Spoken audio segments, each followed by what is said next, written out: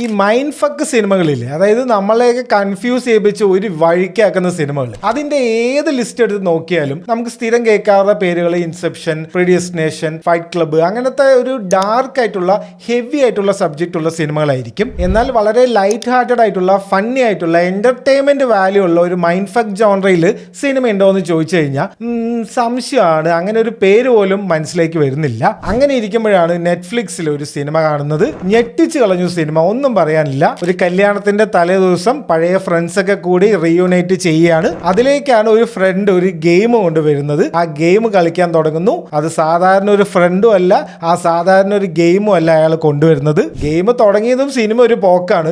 പിന്നെ ഇതൊക്കെ ഭയങ്കര ശ്രദ്ധിച്ച് കണ്ടാലേ എല്ലാ കാര്യങ്ങളും മനസ്സിലാവുള്ളൂ. അത്രയ്ക്കും കൺഫ്യൂസിംഗ് ആണ് സിനിമ. ഈ ത്രില്ലർ മൂവീസ് ഒക്കെ കാണാൻ ഇഷ്ടപ്പെടുന്നവർ എന്തായാലും സിനിമ കാണണം. ഒരു രക്ഷയില്ലാത്ത എക്സ്പീരിയൻസ് ആയിരിക്കും. 2024 പുറത്തിറങ്ങിയ ഇറ്റ്സ് വാട്ട്സ് ഇൻസൈഡ് എന്നാണ് സിനിമ.